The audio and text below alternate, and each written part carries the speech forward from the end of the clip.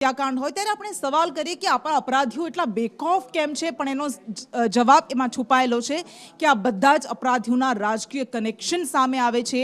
એ પછી રાજકોટનો TRP game zone કાંડ હોય, હરણી કાંડ હોય કે પછી ડીસાનો એ વિસ્ફોટ કે જેમાં અનેક લોકો 21 શ્રમિકો મોતને ભેટ્યા, આખા પરિવાર સાફ થઈ ગયા, નાના નાના ભૂલકાઓ તેમાં મોતને ભેટ્યા। અને એ આરોપીએ દીપક સિંધીનું ભારતીય જનતા પાર્ટી સાથેનું કનેક્શન સામે આવ્યું છે। દીપક ભારતીય જનતા પાર્ટીનો હાલ પ્રાથમિક સભ્ય છે, પરંતુ પહેલા તે ભારતીય જનતા પાર્ટીનો યુવા મોરચાનો મંત્રી રહી ચૂક્યો છે। અને એ જ કારણ છે, આ ફોટો જે આપણે બતાવી રહ્યા છે, આ પોસ્ટર જે બતાવી રહ્યા છે, એ ઘણું બધું કહી જાય છે।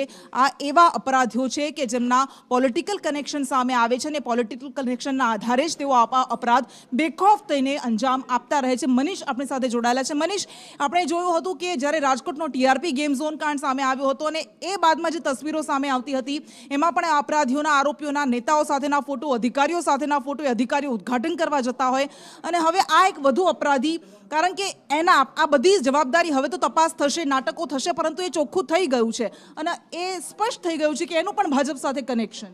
બિલકુલ કૃષ્ણા, આ રિવાજ થઈ ગયો છે ગુજરાતમાં। કોઈ પણ કાંડ કરવું હોય તો તમારે ગળે ભાજપનો ખેસ પહેરી લેવાનો અને પછી તમે કોઈ પણ કાંડ કરો, કારનામા કરો તો તમારી સામે કોઈ તમારો વાળ પણ વાંકો ન વાળી શકે। આ કેસમાં પણ ભારતીય જનતા પાર્ટીના એક મોટા નેતાની સંડોવણી હોવાની વાત સામે આવી છે। સ્થાનિક સૂત્રો કહી રહ્યા છે કે એ બહુ મોટા નેતા છે, બહુ મોટા નેતા સ્થાનિક લેવલે, અને એમના ઇશારે નગરપાલિકાથી લઈને પંચાયતથી લઈને તમામ વહીવટ એમના ઇશારે ચાલે છે। અને એમનું નામ ના આપવાની શરતે એક વ્યક્તિ એવું પણ કહ્યું કે એમના ઇશારે ભારતીય જનતા પાર્ટી જે નિર્ણય લેવાના હોય ડીસામાં લે છે અને એટલા જ માટે છેલ્લા 2-3 દિવસથી નેતા જાહેર જીવનમાં ક્યાંય દેખાતા પણ નથી। આ બધી જ ચર્ચાઓ ચાલી રહી છે, પરંતુ એક ફોન ગયો અને દીપકે ફરી એ જ પોલીસે જેના માટે પરમિશન આપવાની ના પાડી હતી એ કારખાનું ખોલવામાં આવ્યું કૃષ્ણા, અને એક જ ફોનથી પોલીસે તમામ કાયદા, નીતિ, નિયમ બધું જ નેવે મૂકીને એક કૌભાંડી માટે, જેને પહેલા રિપોર્ટમાં પોલીસને લાગતું હતું કે અહીંયા સંદિગ્ધ છે, કંઈક એવું રંધાઈ રહ્યું છે કે જે કાયદાના નિયમો હેઠળ નથી આવતું, તેમ છતાં પણ ભારતીય જનતા પાર્ટીના એક મોટા નેતાના કહેવા પ્રમાણે તાબડતોબ ફેક્ટરી ખુલી ગઈ અને ત્યાર પછી આખા કાંડને અંજામ આપવામાં આવ્યો। આ એ જ વસ્તુ છે જે રાજકોટથી લઈને અહીંયા સુધી આપણે જોતા આવ્યા છીએ કૃષ્ણા, કે કેવી રીતે ભારતીય જનતા પાર્ટીના નેતાઓ પોતાના પદનો દુરુપયોગ કરીને, પોતાની સત્તાનો દુરુપયોગ કરીને કેવા ખેલ પાડવામાં આવા કૌભાંડીઓનો સાથ આપે છે।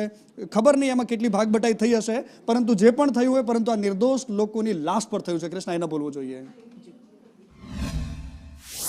આ દીપક સિંધી ભારતીય જનતા પાર્ટી સાથે જોડાયેલો નથી, ભારતીય જનતા પાર્ટીનો સક્રિય સભ્ય પણ નથી કે કોઈ જવાબદાર હોદ્દેદાર પણ નથી।